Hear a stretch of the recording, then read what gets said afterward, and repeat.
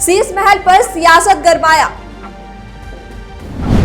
BJP ने लगाया आप पर आरोप। आपने कहा चुनाव में बीजेपी को हार नहीं हो रहा बर्दाश्त। सीएम आवास के साथ पीएम आवास पर भी उठे सवाल।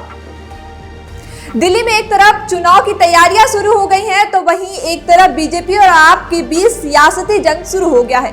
दरअसल अंतिम मतदाता सूची जारी होने के एक दिन बाद मंगलवार को चुनाव आयोग ने दिल्ली विधानसभा चुनाव की तारीख का ऐलान कर दिया है, जिसके बाद सत्ता संग्राम शुरू हो गया है। दिल्ली में 70 विधानसभा सीटों के लिए चुनाव होने हैं। यह चुनाव 5 फरवरी को एक चरण में होगा और 8 तारीख को नतीजे आएंगे। इसी बीच दिल्ली में शीश महल मामले को लेकर सियासत गर्म है। जहां भाजपा इस मामले को लेकर आम आदमी पार्टी को घेरने में लगी है, तो वहीं आप नेता संजय सिंह ने भाजपा के नेताओं को खुली चुनौती दे दी है, जिसके बाद यह सियासती दांवपेच जंग का मैदान बना हुआ है। जैसे ही आपके शीश महल पर सवाल खड़ा हुआ, वैसे ही आप सांसद संजय सिंह ने 2700 करोड़ रुपए में बने प्रधानमंत्री नरेंद्र मोदी के आलीशान राजमहल पर भी सवाल उठाते हुए कहा कि वह पीएम का राजमहल दिखाएं और हम शीश महल दिखाएंगे।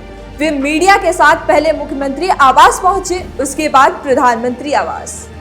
आप नेता संजय सिंह और सौरभ भारद्वाज दिल्ली सीएम आवास के बाहर पहुंचे, लेकिन सीएम आवास के बाहर सुरक्षा बढ़ा दी गई है। आप नेताओं को सीएम आवास जाने से रोक दिया गया, तो वहीं दिल्ली के मंत्री सौरभ भारद्वाज और आप सांसद संजय सिंह की पुलिस कर्मचारियों के साथ तीखी नोकझोंक हुई, लेकिन सीएम आवास का गेट नहीं खोला गया। जिसके बाद संजय सिंह ने आरोप लगाते हुए कहा कि पीएम मोदी के राजमहल में 300 करोड़ का कालीन बिछी हुई है, 200 करोड़ का झूमर लगा हुआ है, वह 10-10 लाख के पेन, 6700 जोड़ी जूते, 5000 सूट का इस्तेमाल करते हैं। हम चाहते हैं कि दिल्ली और देश की जनता को सच्चाई का पता चले। इसके लिए सीएम और पीएम दोनों का आवाज जनता के सामने दिखना चाहिए।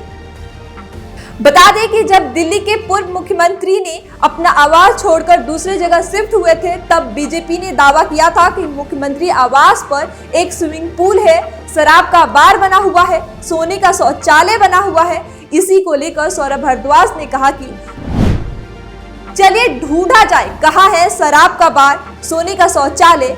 साथ ही कहा कि केंद्र सरकार और भाजपा को खुश होना चाहिए, क्योंकि हम अपनी पोल खुद ही खोलने जा रहे हैं। तो अब भाजपा क्यों घबरा रही है? शायद इसलिए घबरा रही है क्योंकि उन्हें प्रधानमंत्री आवास दिखाना पड़ जाएगा और बीजेपी की सच्चाई सामने आ जाएगी। तो चलिए जानते हैं कि यह विवाद कहां से शुरू हुआ।